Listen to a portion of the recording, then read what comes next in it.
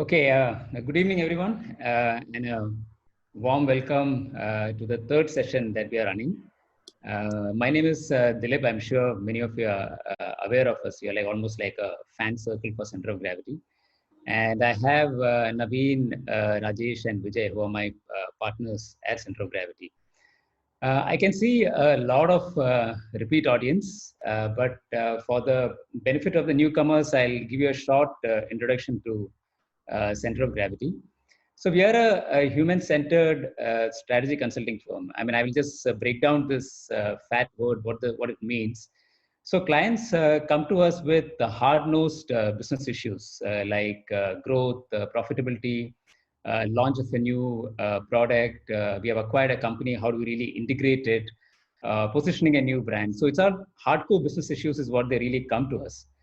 And when we started our journey 15 years back, we used to use conventional business management techniques to address some of those things through frameworks, because these are things which clients are very comfortable and it's pretty convenient to use that. But when we reflected back on our journeys, we realized that when magic happened, when something powerful happened in the work which inspired us, it was when we really moved out of these frameworks and jargons, and we experienced that first when we were doing consumer research, because that's an integral part of the work that we do. So we moved away from manufactured setting of getting customers and talking to them through in focus group settings, etc. Instead of that, we started meeting them at their homes and the environments where they're comfortable with. And when we started understanding them as human beings rather than just transaction points and understanding what is the relationship with the category, when we try to understand them as human beings and from that vantage point, when they're able to see their lives, and in that context, where do brands and categories fit in? And the entire reflection was on how do we really add value to their lives? I mean that's where something powerful happened. And when you're able to take our clients through that journey, and when they were able to empathize with the consumers as human beings, as people that they would relate to. And that's when they moved out from their fragmented identity of a marketer or a CEO, and which brought alignment within the team, commitment to do the right things. And when that happens, something very powerful happens, because you not only add tremendous value to the people that you're serving, and the perspective changes from serving to selling, and it results in sustainable business results. And that's what we call human centered. I mean, we accidentally stumbled upon it and we found that it's a very powerful way of running businesses. Now, the fact that we have thrived for the last 15 years is an emphatic yes that this methodology works. And we have worked across category, from homes to technology to banking to fashion, in the B2B companies. So close to more than 150 to 200 projects we have handled. While we are headquartered in the country, we have also executed projects in US, UK, Southeast Asia, and South Asian countries. So this was a naive ideological experiment, by a group of friends, which all of us are here, and we know each other for the last 20 years, with a broad belief that goodness is good for business. And still we are learning the shades of what human-centered means. And our belief is that in the years to come, more and more organizations will definitely find it more valuable and become far more relevant for business organization. And that's what we are hoping for. So that's a short introduction about Center of Gravity. And coming to today's topic, it's a topic which is very relevant. So I will keep sharing screens. I'll go in and out, screens. So it's about crisis and what does it mean for brands. So I'm not going to particularly root it in the COVID crisis, but in general, what crisis means to brands. And that's going to be the focus of discussion. When I was having conversation with my friends, my family members, in the last 3 months, it has really given us an opportunity to reflect on many things. And my feeling is that many things which has been happening in the society, where we have finally started to seeing the links between us, our neighborhood, our community, to the planet. And many times when you don't see the links is when you really break it. And now it is really in your face. You can see the inequality. You can see the the migrant labor story in India, and pretty much many of these things are really in your face. And it is forcing a lot of us to reflect on, what is my role? How do I really become part of the solution than a problem? How much do I need? Where do I draw lines when it comes to consumption, etc.? And you can see there is a lot of collective action happening, in communities, etc., to find a solution to this. And on a lighter note, so in the community which I am staying here, I'm one of the reasons why I want to get out of COVID is because I'm tired of eating something called the ice cream sandwich. So in Singapore, like in India, when you go out in the evening for snacking, here there are these old uncles and aunties who sell this snack called ice cream sandwich. So it is a piece of ice cream sandwich between a bread or a cracker. So when the COVID happened, I mean, the business completely fell off. And these are people in their mid 70s, 80s. So whenever you go out in the evening, people buy it. So it's like $1 or so. But they don't have any support. They don't have any apps. So the community have come together. I mean, this is a community of around 170 people. And they have formed this WhatsApp group. And everybody has to order every day. So for the last 2 weeks, I'm literally, eating this ice cream sandwich. And I'm hoping that it comes to an end. So you see a lot of these initiatives in very, very small formats happening across the country. And connected to this is the conversation about the practice of capitalism, about wealth creation, about the idea about monopolizing benefits and democratizing risk. And my sense is that at the same time, people are also thinking about if consumption comes down, it's going to affect economies, it's going to affect jobs. So where do we strike a balance? And people are in search of where do I strike a balance between self-interest and the interest of others, between the stakeholders and the shareholders. Where do we? And the brands and organizations are going to be viewed through this lens. And crisis is a time when your real true colors come out, who you are and what you really believe in. Now, coming to brands, what are brands at the end of the day? I mean, there are many definitions of what a brand is, but something which really connected to me is the simple definition of it is an ecosystem of relationships. It's an ecosystem of relationship between various stakeholders. There are shareholders, the customers, the employees, your suppliers, partners, communities, and planet. And the more stronger this relationship that you have with your stakeholders, the more enduring the brand, the more sustainable the brand. And I would put on by saying that the more profitable too, because that's when you can tide over difficult circumstances. And this relationship could happen basically at a transaction level of value, but it could also be based on who you are, what you believe in, and that's how you come together as a collective. And one metaphor which really captures this, and when I read this, I was really fascinated. And this is about the redwood forest which you see in California. I'm sure many of you are familiar with this. So this is seen in the northern part of California, and this ecosystem consists of this giant trees called the giant sequoia trees. So they are one of the tallest living organisms on this earth. They grow up to around 350 feet and a diameter of around 30 feet. And they live anywhere between 800 years to close to 2000 to 2500 years. And very surprisingly, for such a huge tree, their roots are pretty shallow. I mean, they go deep only between 5 to 8 feet. And it's very difficult for it to hold this entire ecosystem. But the roots really run parallelly. They actually grow horizontally underneath the ground, and they grow anywhere between 30 feet to 100 feet.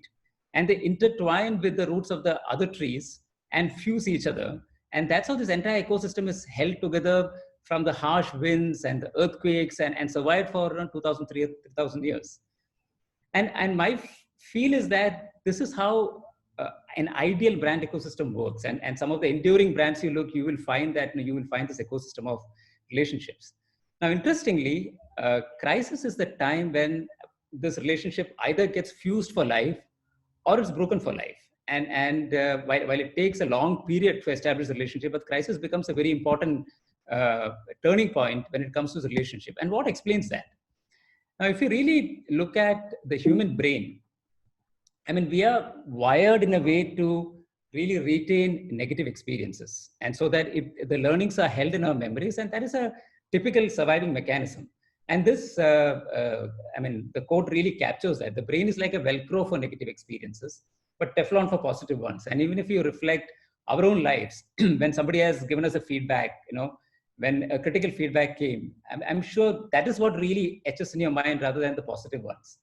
And if you look at the brand's life cycle and the way we interact with brands, there are certain times the brands are able to really excite people or amuse us through some experiences, which can be sometimes manufactured. But on and off, it's primarily the status quo. Your experience self is primarily the status quo. But when the negative experiences happen is when I really think about it. I mean, that's really gets etched in my mind. Now, if you really look from this perspective, crisis is a huge opportunity for brands, because whatever you do, I mean, it's going to be there in the people's head for a long period of time. And some of the psychological studies done has shown that for every negative experiences, if you have to overcome that, you have to have at least 5 positive experiences. So if you look at from that lens, your ROI on if you handle crisis well, it's really high. It's almost like 5 times. Now, the interesting thing is that when a crisis happens, it is unexpected. It's out of the playbook. There is nothing to follow. You're pushed off the track. And very importantly, there are 2 factors that matter when it comes to crisis. So one is you have to take decisions, and you have to take timely decisions. And it's not really manufactured. So this is the times when stakeholders come to a sense of, what are your interests? What are your priorities? And that minor decisions that you take are going to reflect, what you really stand for. Let me share a story. This is about my mother, which happened last week. So she lives in Kerala, in the southern part of Kerala, and she lives in this house all alone. So she's coming in terms with this new way of living, because my dad passed away 2 years back, and she lives all alone. And in Kerala, the power cut is a huge issue in that state. So she has this power backup system, and the rains just started. And if you know the Kerala rains, it's really harsh, and sometimes it can be very, very scary. So this particular night, the power backup system doesn't work. And she panics. And the next day, she calls the shop from where she bought this power backup system. And she talks to a guy, and he asks the typical question saying that, when did you buy it? What was the warranty period? So she gives all the details, and he says that it's outside the warranty period, so we can't do much about it. So my mother said, at least can you come and check it? And he refused it. So obviously she went on a rant. And the other partner in the shop overheard this conversation, and he takes up the phone and he speaks to her. And he tries to understand, so what happened? So she said that, I was not staying there for the last 15 days, because she was staying with her brother because of the COVID situation. So she just came back 2 days back. So he said that maybe the distilled water is not there with the battery system. Maybe you should refill that. If that doesn't work, we can take it to the nearby workshop and charge it. Then potentially it could work. If that also doesn't happen, then we'll have to replace it. So my mother was happy about it. But it is COVID. There is absolutely no help with this entire thing of, getting someone to get this distilled water, how to put it. I mean, she was like clueless. And this guy volunteers and sends someone home to put this distilled water. And she waits for 24 hours, and thankfully it works. And she was so delighted. I mean, she called me and she had a conversation for like 30 minutes on this. And you know how many people she's going to talk about. And this is a typical electronic shop. And I can tell you that the rest of her purchases coming to that category is going back to that shop. But here is a case of where you had to get out from the rule book. And what the first guy did was absolutely fine. I mean, because that's what every company is supposed to do. You sell something, and then you have a certain way of answering to the customer. But the difference was the perspective with which the other guy, dealt with it. It was an understanding of the customer's context, empathizing with that person, and then doing the right thing. And what it took, maybe 10 to 15 minutes of a conversation of just listening to it. And this can be a frontline staff, it can be a CEO. And in a crisis, when that happens, it's going to get etched in your memory, and it becomes very clear where do you stand. And this is the time your real authentic self comes out. Because when you're not in a crisis time, you enter into relationship based on a contract of promises. and the promises can be at the transactional level. Sometimes, what we stand for and what we believe in. And if you take this example of my mother, it is not that, you sell something and then you do something like a social service in some part of the other part of the ecosystem. It has to be completely integrated into your offering. That's when it becomes valuable. And this is the time you start seeing the hairline difference between your interest and priorities, and because you have to take decisions, your stakeholders come to a sense, where does your interest lie? Is it stakeholder versus shareholder? Are you a short-term brand? Are you a long-term brand? Are you here to maximize benefits? Are you planning to optimize benefits? Are you here to sell things? Are you going to serve things? All of these things, and it's not a difference of 70-30 or 60-40. It can be a difference of 51 to 49, and that hairline difference will look like a wet in customer's head. And so, for instance, if you take the 2008 financial crisis, how many of the banks behaved, I mean, they had this statements of care and responsibility, and we are here for you. And then what happened internally? I mean, it is pretty fragmented, and the CEOs and the top guys really took bonuses at that point of time, flew in jets. A lot of employees got sacked, and they themselves didn't keep the promises to their stakeholders. And that's the time you are going to get completely caught. And for instance, the last 2 years, I would say that there was a season of brands. Everyone wants to have a purpose, and it's almost seen as a marketing tool to differentiate. And those are the brands, if you're not able to live coherently, this is the time you get exposed. But at the same time, there are brands who really live by those values, and it becomes a tremendous opportunity to tell who you are. Another example from Bangalore, and this is a restaurant called MTR. I'm sure all of you are aware of it. So this happened during the emergency when the Indira Gandhi government had told that you have to sell idlis for a certain amount of price, and the brand stood for quality and transparency. In the 70s, you will walk into that restaurant through a transparent kitchen, and it was that kind of a brand, and they refused to reduce the quality because it was not in their ethos. I mean, it really doesn't align to their value system. Every day they put a notice outside the restaurant saying today's losses. And they did that for 10 days, and finally they shut down the restaurant. And it became very clear to the audience, I mean, to your stakeholders, what quality means. And interestingly, you have to keep your entire employees running because it's a business. You have to keep it running. And that's when they invented the ready-to-eat masalas of idlis and dosas and sambar and rasam and all of that, which eventually became a bigger part of their business. So you can see that it becomes an opportunity, but at the same time, if you don't practice it, it can be a double-edged sword. Now, the question is that, do we really watch brands so closely to make judgments like this?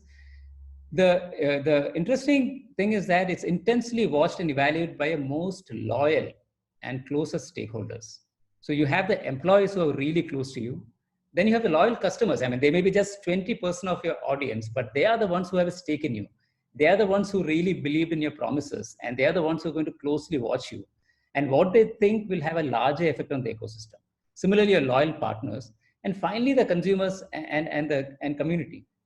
But what happens with brands and organizations is that you try to broadcast this to the wider audience, which is your consumers and community. And then the closest audience is many times it's in contradiction with what you're talking about.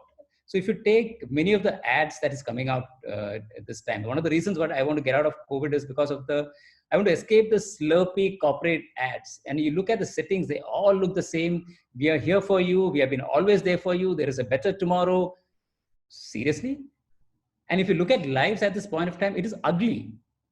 I mean, people are going through difficulties. People are going through anguish, mental anguish. There are the migrant labor issue. You can see how broken the system is. And ideally, you want brands to act on it. Even if you communicate, at least reflect those realities, at least use some humor to, so that you entertain us, rather than this a piano starts with a sober piano, the guy looking out, and then all these motherhood statements. And that's where the disconnect happens. And some of these companies, and one of the companies which I know, which had this kind of a communication, had donated to the entire relief fund close to $4 to $5 million. and they had to sack a lot of their employees. So this contradiction between what you have, and the reason is that it's easier for a brand to do that rather than address your closest stakeholders, because that's reality. There are people in front of you, so that becomes much more difficult. Now, if you take there, you find brands on a spectrum. So there are brands who will find that maybe, retrenching the employees is the first option for them. For some, it may be the last, because sometimes business go through really difficult times. So you have also seen brands at this point of time saying that maybe from the top management to the lowest employee, we are going to take a salary cut. I mean, that's one extreme. The other is that you've seen what happened in Airbnb, what Branch's case, Mail. I'm sure everyone has read about it. But it is a far more humane way of dealing the same thing. We're transparently explaining why we had to take that decision, and then helping the people with certain kind of a salary assistance, or ensuring that everyone who's going to leave the firm will have shares. They have to finally sack 25% of the employees, and then giving a support system for ensuring that they get jobs and their credentials about what they experience in Airbnb, etc., was published. So that is one set. There is a very dear client of us who's going through the same experience, where they ensure that their bonuses and salaries for the employees are raised at this point of time. When it comes to their partners, many of them come from the migrant labor community, where they have directly helped monetarily. They actually called us, because they are one of our partners, and asked us, how's our business? And so anyway, we're going to work with you. So why don't we commission some work, and you actually raise the bill? So this is pretty consistent. And also they entered an area which was completely not in their competence or the history of the company, into disinfectants, and eventually also contributed to the entire the COVID relief fund. And the entire communication is about this acts, and that really sits well together. And I would say that it's a huge marketing investment at this point of time, because if you bring back the entire understanding of, these are the times that people closely watch you and see you, and it gets fine, the relationship is molded for life. So what are the implications for brands? So we have talked about how our brain works during this period of time. You have to take decisions. You can't run away from it. Your authentic self is going to get seen by the entire stakeholder. And interestingly, it's going to be watched by your employees and the loyal customers and partners, rather than the larger society. And you need to be consistent with what you talk about. And in our view, obviously, if you're an authentically practice values within your organization, which is demonstrated through your behaviors consistently, I am sure those kind of organizations will strive through this kind of times. Because the wisest default in crisis, let it be a frontliner or to a CEO, it is to make value-based decisions, because strategic decisions are extremely difficult to make. It's too complex to have so many variables to come in. And if the leadership really practices this, if many of the decisions were viewed through the lens of values, then it becomes very clear even for the frontliner what needs to be done. So that is what really brings empowerment and agility to the entire organization, because many times crisis happens, like a COVID kind of a situation is once in a lifetime, but there are many crises which happens on a day-to-day basis. And that's very local, and you really need to understand the nuances at the local level. But only lens that you can use is a value-based lens. So if you really look at what happened at Taj to the 2611, I feel it's not any different what they would have done any other day. The entire ethos is to put the customers ahead of you. And if you have experienced Taj on a regular basis, you know that to the extent they will go through. Sometimes it's about, I need a ticket to travel, where there's another city, but I'm not able to get a booking in a hotel, or any help. They pretty much put themselves to ensure that they manage your expectations. And that's pretty much what happened on 2611 on an extreme case. But the fact that during those kind of situations, you can't have a strategic decision making, but values is what really holds true in those kind of times. So just to summarize, don't let a crisis go waste, because one, I think it's a beautiful self-awareness moment. Many times, even values are really fat words, and you really need to distill what that really means. And if you're able to interact with crisis, and it happens often in organizations, and if you don't really brush it aside, and if you're able to test this, because crisis is the time when you have to take decisions, there is a trade-off, and during trade-offs is when your values really comes alive. Secondly, it's an opportunity to create loyal stakeholders, because you can communicate powerfully what you really stand for. It also exposes potential chinks in your armor, and prepares for the future. So if you take the MTR story of, the ready-to-eat business emerging from a crisis, or you take the particular client that I talked about, the disinfectant, which is not part of the entire portfolio, but it becomes an opportunity now. And practice by addressing crises that emerge every day to handle mega crisis, because crises are situations when you have to inconvenience yourself, to serve others. But often the organizations practice the other way around. Whatever is convenient for us, that's why there is a rule book. And if you consistently do that, then these are the organizations which becomes inspiring figures in the society. And I also feel that sustained profitable business also happens when organizations have this kind of ethos with them. So I think I'll stop here. It's more interesting to have discussions and conversations around this. So we'll have another 20 minutes to do that. So I'll stop the presentation here.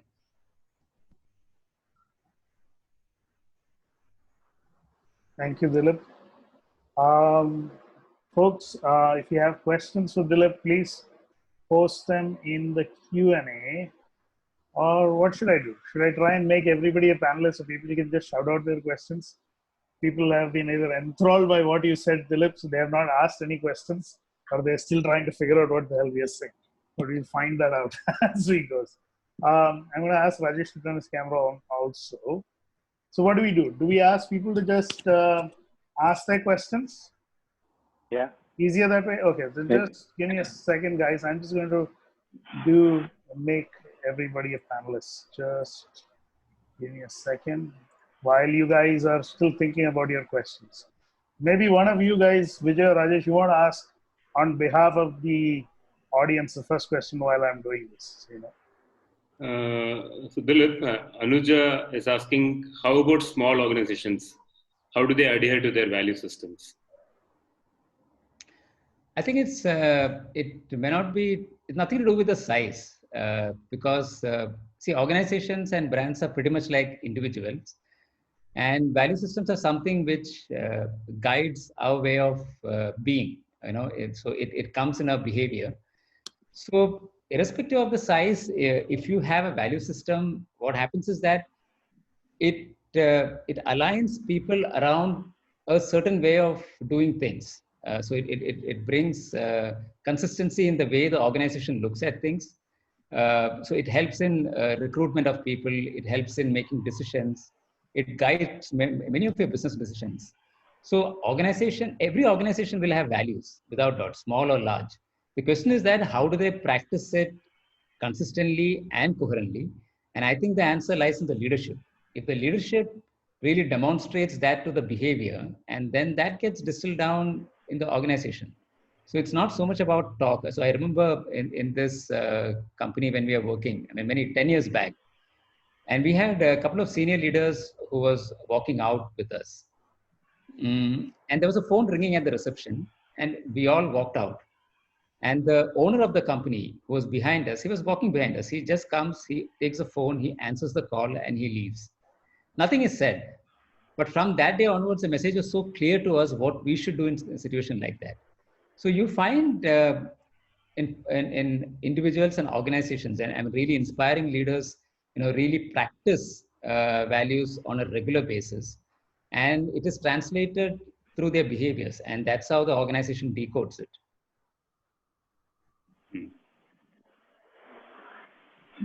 Anybody else wants to ask a question? Yeah.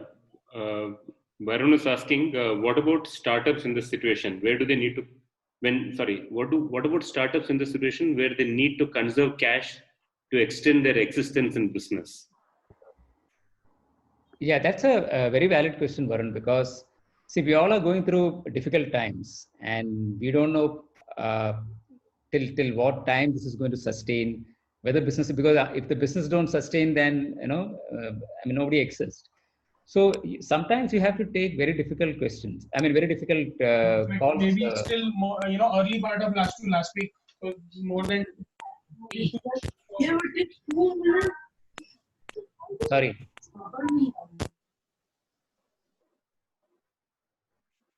Sorry, go ahead, Dilip. Yeah. So just answering Varun. So there are times when you have to take difficult calls, and my sense is that. Okay. My sense is that you can still do it in a very human way, because it is not about the calls that you take. Because let's say if you're talking about you have to let go of employees, so you're not able to really survive for the next 3 months. So what are the kind of calls you take? So I think the Airbnb case is a very classic case of saying that they have to let go 20% of the employees, but they transparently tell the entire organization why they're doing it, and people are leaving. What's the kind of support we can do it? So yeah, you have to preserve cash, but you still can adhere to a value system, because people are also going to be part of your organization even after many people leave. At least they know that you will still do the right things.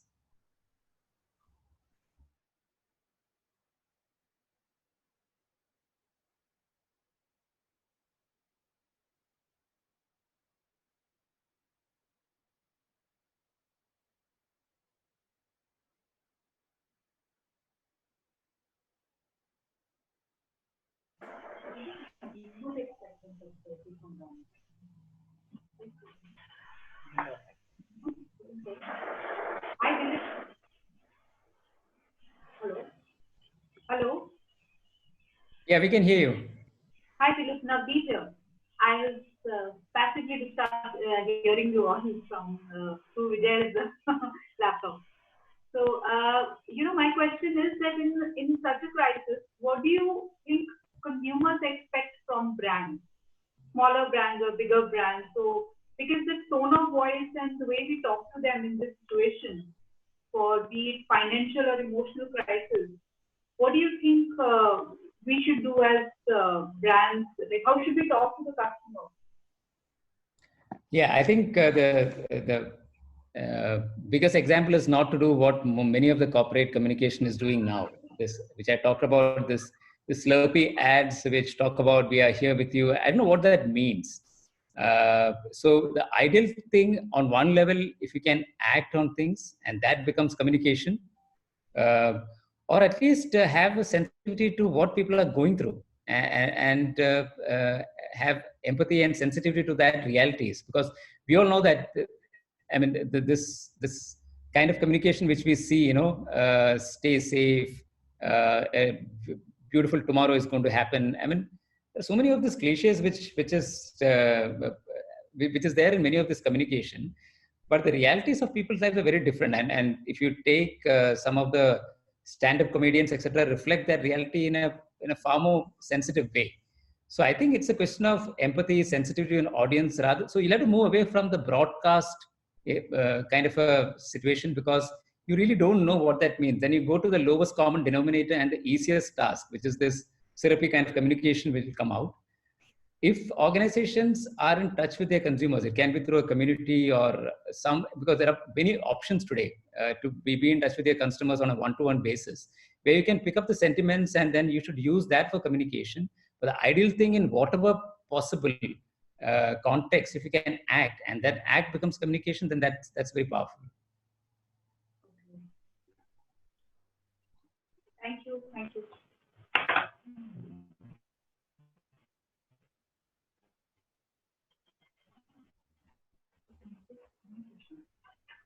Anybody else? Another question?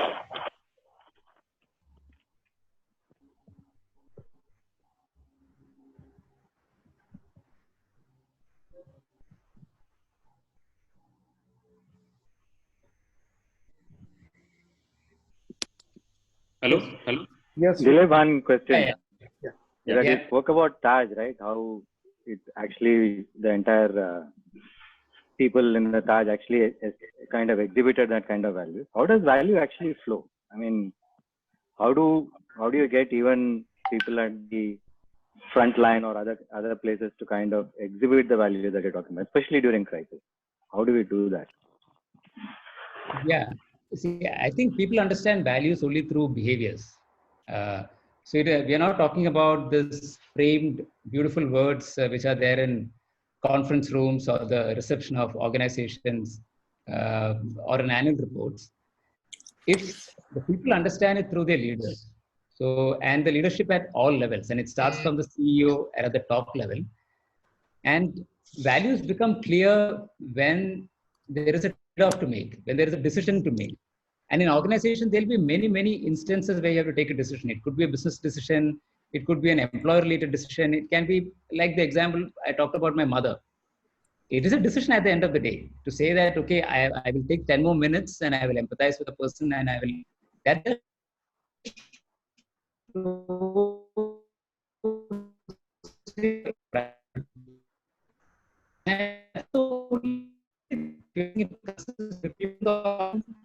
pretty much come to know that what type of one of the clients, we see many instances how they have years back. I think their system got hacked by some guy from Russia or something. They didn't know that this was a multi-billion organization, and he asked for some 11 lakhs, and they had all the confidential information. You could have just paid the 11 lakhs and get on with life. But it was, I mean, there was no discussion. It was very clear that we can't do that. And the entire organization worked for 3 weeks, day in and day out, losing many of the important confidential. But it's very clear because that's how the leadership practices that. So I think at one level it's pretty simple, there are many instances in the organization we have to take calls, and through that calls pretty much reflect what your interests and what your priorities are. And it can be a hair roll. I mean, it's like a very small difference, but people see through it. The stakeholder versus the shareholder. Is it short term versus long term? It's about maximizing interest versus optimizing it. All of that comes through. Thank you. Pavitra has her hand raised. Yeah, Pavitra is not able to ask the question, but she just messaged me a question. I'll just kind of read it out. The assumption is that brands need to communicate and show empathy, etc. But what about in a situation like this? Do customers have an obligation to support small brands? Is it okay for brands to articulate that kind of expectation? Yeah, that's a beautiful question, Pavitra. It's not a one-sided thing. So this ecosystem of relationship is a two-way. It's a two-way relationship. But many times what happens is that there are very few corporations that are able to really evoke this need from the customers, because it's pretty much from the practices they follow.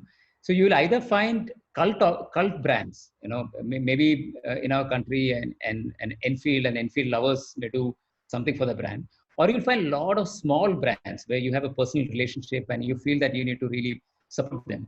So like the story of this Singapore hawkers, which I talked about, the old uncle and aunties. I mean, it's an enterprise, but you feel that you need to help them at this point of time. So the small restaurants around here, people come together to do that. It's a beautiful opportunity for brands to leverage that if you really authentically they practice what they preach. Like if I take the example of an MTR, I can imagine at that point of time people would have rallied around that company to really support them, because that's what they really demonstrated. So I think it is possible, but you very rarely see brands taking that kind of a position to say that, no, how we need your help, because I think brands need to be vulnerable, but that's not the way brands comes across. And when that vulnerability is exposed, I'm sure people come around and rally around to help them. I don't know if somebody can share any examples of brands which you have seen that, where people come around to help them. You find in very small brands, very niche brands. I mean, I don't know if Prem or anybody's on the call, but I remember, I think was it Indian Bank or one of those banks where consumers, depositors would not take out their money because they knew that if they took out the money, the bank would collapse. So I heard stories like this, but it normally happens in smaller brands for sure. I can imagine it happening for Avina stores. I think when VG Siddhartha passed away, you saw that kind of response from Cafe Coffee Days consumers that had solidarity with their brand. I think the outpouring of emotion was like they didn't feel themselves distant from the brand. That is unusual. So it can happen for a large brand also. I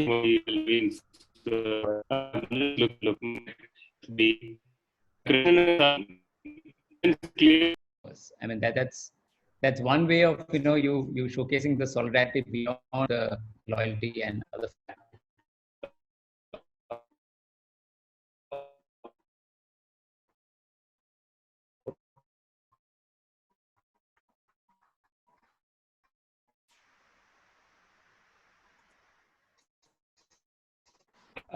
But I think that the employees can pretty much partner that.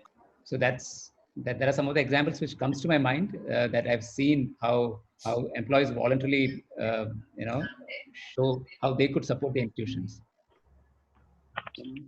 Somebody's talking about ICCI. I kind of got half that line, but then he dropped off.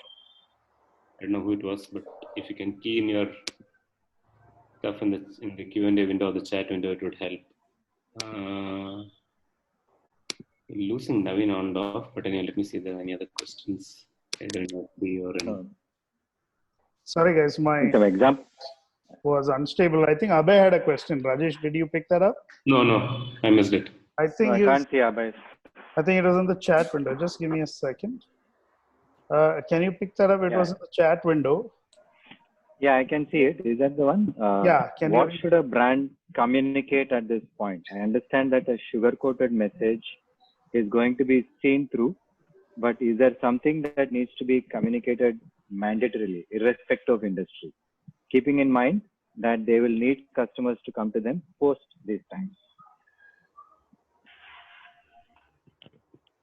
See, there are two ways where you can look at communication. One is to really reflect the reality and communicate something. I mean, so recently I saw a video on how people are really struggling at homes, and it's done very humorously, and you really connect to it, what's happening, Or the ideal thing is to really keep your closest stakeholders, which is your employees and your loyal customer partners, because if you do something at this point of time, which is very relevant to their lives, the message will really get out, and the kind of mileage you can do, you can get from those kind of acts. I don't think so. Communication can do it, but if they could reflect the reality and portray it, I think humor is a good way, to really form connect in this kind of times. And I've seen stand-up comedians doing that, but brands rarely come across. Devika is asking, hi Dilip, what are your thoughts on the impact of brand response to any crisis on brand loyalty? What is the impact of the crisis on loyalty? Any past experience or incident to share? Yeah, the entire example of a brand that we're talking about, which is one of our clients for the last decade or so, the kind of actions they have taken. So my sense is that if you do the right things in the crisis, it's directly linked to loyalty. Because it's seen by your closest stakeholders. It can be your loyal customers, it can be a small percentage, around 20-25% of them, the employees.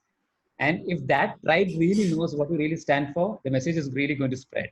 So this particular company I'm talking about, they took a call saying, we're going to increase salaries and bonuses at this point of time. Anyway, if you look at the history of the company, the minimum tenure is anywhere between 10 to 15 years. So they have lived by that kind of a value system. They're doing many activities for a stakeholder group which is in the migrant communities, which is a very important stakeholder. So they've got helplines and they're giving monetary support. So this kind of actions goes a long way, because during crisis, I get to know the true picture of who you are, and it results in loyalty. And I firmly believe that it's directly proportional to what you do in crisis and loyalty. Yeah. Is Naveen back? Naveen, you back? It's 9:45. So yes, I'm back. Yeah, I'll just quickly read out. Pavitra is talking about Plantation House, which is a small brand in Bangalore that told customers if they don't order the brand, they'll have to shut down, as an extension of what she already asked. Sunil Chetri is called to support BFC. Okay, Sai is asking, how can a brand be humorous without being tone deaf in the scenario? Do you guys have an interesting example of such an instance? Without being tone deaf in the scenario. Example? You've seen the Wakefit communication recently. One? The Wakefit communication? I don't know if you... The mattress. The mattress communication, which basically is talking about the angst that people are feeling, men are feeling, because now they have to do tasks in the house as well as manage their work, and there are additional responsibilities that are heaped on them. And it's reflecting on that. In fact, what I found interesting, while it's a film, yeah, it's a 5-minute commercial for online, I'm sure, but they also were dismissive about the fact that even they felt like even their mattress could not give you a good night's sleep under these situations. So they did not overpromise that they were going to be some panacea for all their evils. They just said that I get what you're going through. That's all. That's all that you can tell at this point in time. At least have solidarity. You don't have to make pompous claims or promise that your product is going to solve their issues. It's not.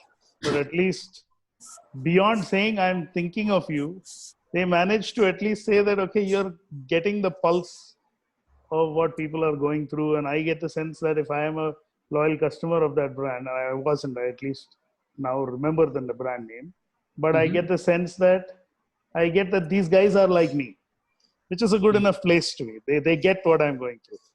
That reinforces my loyalty, and I'm going to stick around for a while. And I think that's a good example of it. I think somebody else asked whether there are any concrete examples of brand actions. It's not India, it's not right now, but I can remember of Walmart's response during Hurricane Katrina as a classic example of a brand not thinking about selling and actually serving in Florida because it took the federal government 10 days to provide relief. And these were the only guys around who could have helped. And because they could, they did, without ever claiming any advertising, etc. Eventually, the media caught up to it. And these were vilified brands at that point in time. But like you said, Dilip, their values were consistent with what that was. And a skeptical audience that used to look at Walmart as the evil organization was made to reevaluate, and it was never thought of as, okay, these are strategic things we will do to make people change their minds about us. This is who we are, and we acted on that. And the rest fell in place. I'm sure many big and small brands. I think Hyundai during the financial crisis, what they promised, right? Yeah, I think so. I think the assurance. Yeah, I think even Asian Paints now with their that article that went viral about Asian Paints raising employee salaries. A lot of people I know I've seen on Facebook random posts from this guy Mark Manuel, who used to write for Times of India and Bombay Times and all, saying that next time I paint my house, I'll use Asian Paints. You know, because that's the right thing to do. Yeah. So I guess that would be an example as well. No, I'm just thinking in the context of small brands. I just think the basic thing is that those small brands will die if customers don't order. So how do you make meaningful communication to them, but also be able to say, listen, I'm going to die. You need to help me too. And since these are all relationships, they're symbiotic. I was just wondering, do you know of any brand, or is there anyone who's kind of successfully been able to say, look, I care about you, but you also need to care about me, as a way of ring fencing customers? Very interesting thought. Hi, can I just butt in there? Yeah, please go ahead. Yeah. No, so I'm not sure who that was, but I don't know if any brand has been able to do it or will be able to do it. But one thing I know for sure from my interaction with brands and social media right now is people have the power to actually be the biggest ambassadors of small brands.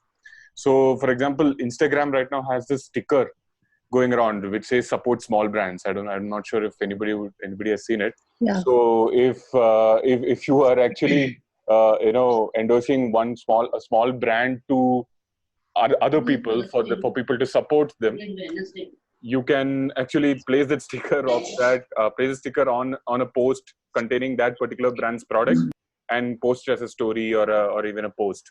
So that's an interesting way that a platform is actually helping small brands to communicate about themselves and the fact that they have to survive both these times and in the long run. So that's one example of that. That's one example that I'm seeing that small brands will be able to leverage in the long run, at least during these times. Yeah. Do you see, Dilip, brands coming together?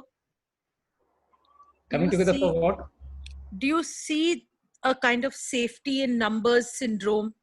So if I attach myself to a brand whose values as a brand myself, I attach myself to other brands who espouse similar values. Yeah, so that, I mean, I just feel that some of these things will be very difficult for brands that are actually dealing with, as you mentioned, layoffs, cutting salaries, struggling with supply chains, managing a distribution network. There's going to be real pain. Yeah. So one is, as you said, communicating that clearly and saying, listen, I've got to lay people off, like Airbnb. But my question is, what next? Yeah, that's a beautiful thought whether brands can come together. And there was an example which happened in Singapore. I'm not very clear about it. I think it was Grab and Google which came together to help a lot of these restaurants, because they don't have they're all scattered all over the place. So they came together to ensure that, and they waived off some of the fees, etc., to ensure delivery happens during that period of time. So if there is a common cause, it can be a crisis like this that they want to solve, but one brand can't do it by themselves, I think they can come together. It's a huge opportunity in terms of collaborating and doing something meaningful, which will have a much more larger impact. That's one example which came to my mind, but it's a beautiful thought. I don't know how many brands have. Is there any cases of brands done that? I'm not sure. Yeah. Shiju's asking. Yeah. Very curious about this company that you're talking about. Dilip, seems to be a unique company. Can you talk about how they can afford this? So this company is Asian Paints. This is our client. So that's what Pavitra also talked about. Sorry, were we not supposed to say Asian Paints? No, it's not. But it's there in public. It's a public thing. So to Shai, it is Asian Paints, and now it becomes very clear why they're able to do it. And this is one company which we have, because we have worked very closely to them. So we are not decoding through communication or PR, etc. But when you work with them, that's one company, out of very few which I come across like that, which are so consistent when it comes to their values. It's so clear. I remember we were having a conversation on a new product launch, and there was somebody who said that it was an anti-algae kind of a paint. So we can communicate by saying that it's 99.9% germ-free. And I seeing the CEO jumping out of the chair by saying that we don't do that. Many companies may do that, but unless it's 110% germ-free, we are not going to advertise that. And you see it consistently, they're living it on a day-to-day basis. And many of the business decisions are taken from that lens. So, and it's a company which is going to be there for long, and it has survived for the last 50 years, and it's an enduring organization. So you're not going to take a call saying that, okay, I will have cash flow issues and let me, cut down for the next 3 to 6 months. It's extremely foolish. So I think you get a context of how they're able to do it. Obviously, the cash reserves, and it has got a healthy business. But the important thing is that there are equally organizations who are pretty much stronger than companies like Asian Paints, but may not necessarily do things what they're doing. But do you think that particularly requires very strong leadership? Definitely.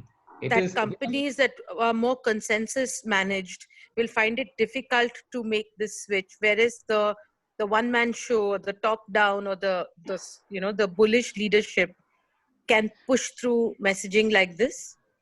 See, so I'm not sure whether it is about an autocratic or a democratic style, but in an autocratic style, what happens is that in a crisis, not only decisions, but timely decisions are very critical. So from that perspective, it works. But I think it's the balls of the leadership, because you have to take a stance. When you take a stance, you have something to lose, because there is a trade-off. And that's when, because values are not about convenience. It's an inconvenient situation. You're able to lose something. That is what values really mean. And I completely with you. It's about leadership. If it's autocratic, it's a little more faster, because you can take a quick call like that. But even in a democratic system, if the leader really believes in it, I think that's the only way this works. I think a certain culture created over a period of time also makes democracy faster. I mean, if the culture is dysfunctional or it's kind of too argumentative without coming to solutions, then autocracy in the typical sense of the term works. But if there's a history where a brand has a certain kind of culture, I think in such setups, even a democratic decision can be reasonably fast. And of course, I think that the leader being consistent to the values also allows for him or her to have the moral authority to take a call at quick notice and put it out into the market. But it's an interesting question. I think Monica, within Bud Light campaigns, Nima to all panelists, Bud Light campaigns during Corona, an example of using humor, not pushing the brand and still staying true to who they are. Monica is saying a number of smaller brands are doing it. Startups coming together to offer products and services that are relevant in current times. I know of a travel startup that is tied up with Artists Collective to create new experiences online. Okay, that's just a comment. Monica, if there's a question, you can again qualify it so that we are not missed it out in reading up stuff here.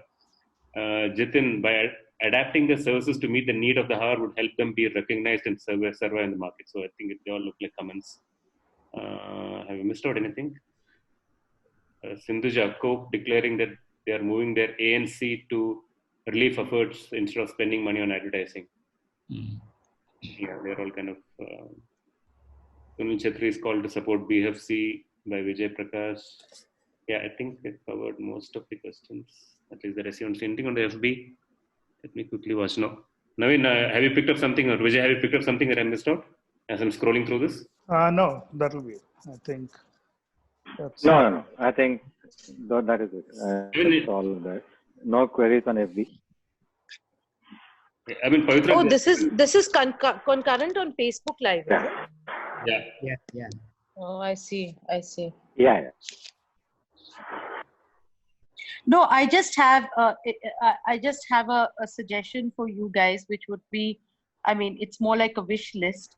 I think it would be fantastic if the four of you would do a tutorial of sorts, take a hypothetical case, and just dissect it, sort of build its strategy, build the approach, and then sort of work through this idea of human-centered, value-based communication, products, services, culture. I mean, it would be a fantastic learning experience. Yeah, thank you, Pavitra. That's a beautiful suggestion. Yeah, we can do that. I'm sure it will be like a case study based, like a learning more. I think would be really, really very, very useful and valuable. Dilip, if you have time, there are two queries from Facebook. Should I read it? Sure. One is from Krishna and Ravichandran. That I went through, Vijay, I went through questions. So you can pull out Kshitij's question. Okay. Patel, is there a perspective on non-profit sector? You're breaking, Vijay. Let me read it out, Dilip, because is there a perspective? Can you hear me? Okay. Is there a perspective on the non-profit sector? That's part one, where the customer is not the beneficiary and the CSRs are choosing to go towards COVID relief. Is there a perspective on the non-profit sector where the customer, in bracket CSRs, is not the beneficiary and the CSRs are choosing to go towards COVID relief? See, in the social sector, we have seen a lot what Pavitra was mentioning in terms of demanding from the donors. I mean, if we are the customers in many ways, not a customers, I mean, we are like partners to them. And you find a lot of the non-profit organizations reaching to their loyal base and saying that, we need help, and people volunteering, around that cause. Especially in today's times, you find a lot of NGOs who have strong, loyal donors who they rally around to help them. We've seen that. Now, whether you can connect the NGOs with the CSR, I don't know if that's a question. Not very clear.